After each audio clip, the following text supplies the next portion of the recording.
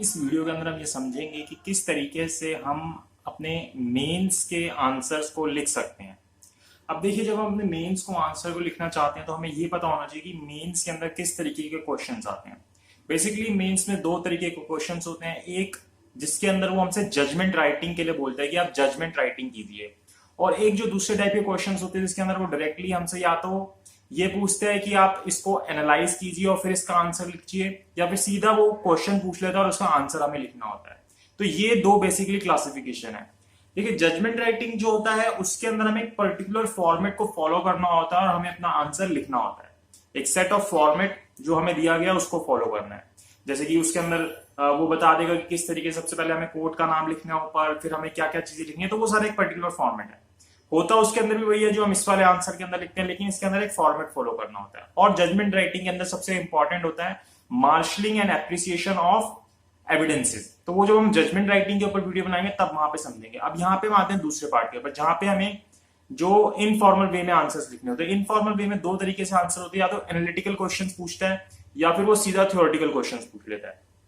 Analytic questions के अंदर वो हमें एक प्रॉब्लम देता है जिसको हमें सॉल्व करना होता है, और थ्योरेटिकल जो क्वेश्चंस होते हैं वो दो तरीके के होते हैं। या तो शॉर्ट नोट दे देता है कि इसको शॉर्ट नोट लिखिए, या फिर पूरे एलोबरेटिव आंसर्स लिखिए कि आपको इसके बारे में क्या पता है, सब कुछ आप लिख दीजिए। अब यहाँ पे हम सबसे पहले फोकस करेंगे एनालिटिक क्वेश्चंस के ऊपर, जिसके अंदर वो आपसे एक प्रॉब्लम देता है जिसको आपको सॉल्व करना होता है। अब उस प्रॉब्लम को किस तरीके से सॉल्व करना होता है वो अब हम देखते हैं। तो जैसा कि दोस्तों अभी तक हमने समझा कि मेंस के अंदर जब हम राइटिंग करते हैं, जो मेंस के अंदर आंसर राइटिंग करते हैं, उसके अंदर दो तरीके से क्वेश्चंस आते हैं। एक हमें फॉर्मल वे में लिखने होते हैं, एक इनफॉर्मल वे में लिखने होते हैं। फॉर्मल मतलब कि जिसके अंदर हमें एक सेट ऑफ फॉर्मेट मिलता है जिसको हम जजमेंट राइटिंग बोलते हैं, और इनफॉर्मल वे के अंदर हमें बिना फॉर्मेट के आंसर लिखना होता है, लेकिन इसके अंदर भी हमें एक सही मेथड यूज करना चाहिए ताकि हमें इसके अंदर भी पूरे मार्क्स मिले। अब देखिए, जो जजमेंट राइटिंग है उसको हम अगली वीडियो के अंदर डिस्कस करेंगे कि हम किस तरीके से जजमेंट राइटिंग अच्छे से कर सकते हैं। जजमेंट राइटिंग के लिए कि किस तरीके से जजमेंट राइटिंग करनी चाहिए, इसके लिए एक बहुत अच्छी गाइडलाइन सुप्रीम कोर्ट ने दी थी, joint commissioner of income tax Surat versus सहेली एंड इंडस्ट्रीज लिमिटेड के अंदर। तो उसको हम नेक्स्ट वीडियो के अंदर देखेंगे। अब देखिए, हम आते हैं इनफॉर्मल के ऊपर। इनफॉर्मल के अंदर दो तरीके के आंसर्स होते हैं, या तो वो एनालिटिकल क्वेश्चंस पूछता है या फिर सीधा थ्योरेटिकल आंसर्स पूछता है।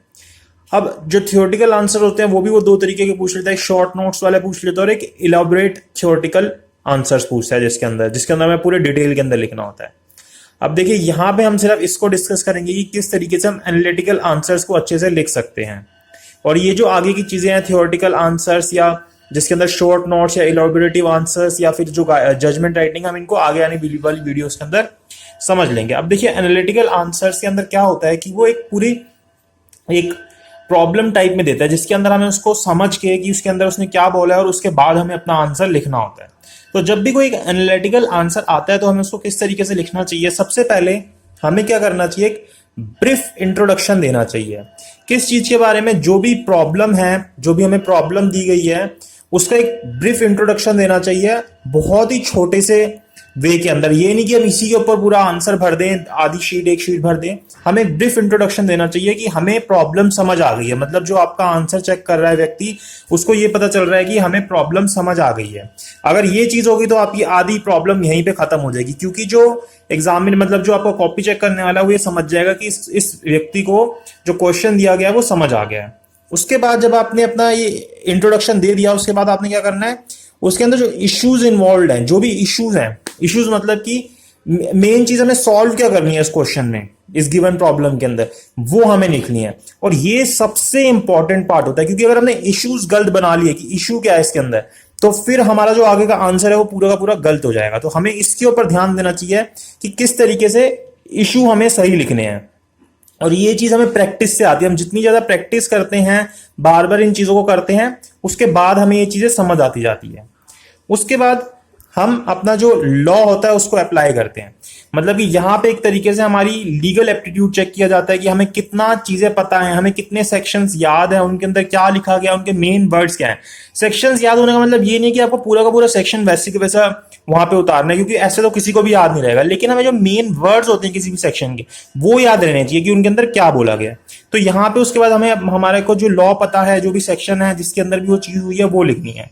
और अगर आपको यहाँ पे कोई केस लॉ भी याद है तो केस लॉ भी मेंशन करना है। और अगर आपको केस लॉ नहीं याद तो फिर आपको केस लॉ लिखने की जरूरत नहीं है, गलत नाम लिखने की जरूरत नहीं है।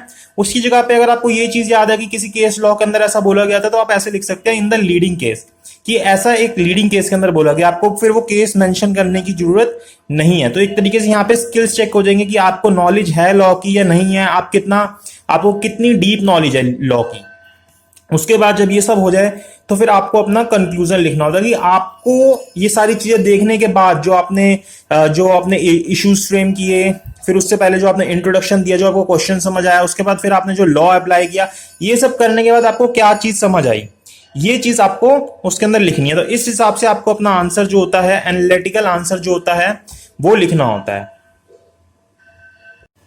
अगर आपको ये वीडियो अच्छी लगी तो उसको लाइक जरूर करना, शेयर जरूर करना। और अगर आपको आगे जजमेंट राइटिंग पे या फिर अगर आपको थ्योरेटिकल क्वेश्चंस किस तरीके से लिखने हैं, शॉर्ट नोट्स और वो एलोबरेटिव वाले टाइप के, उसके ऊपर वीडियो चाहिए तो कमेंट बॉक्स में जरूर कमेंट करना कि आपको इस टाइप की वीडियोस और चाहिए या नहीं चाहिए।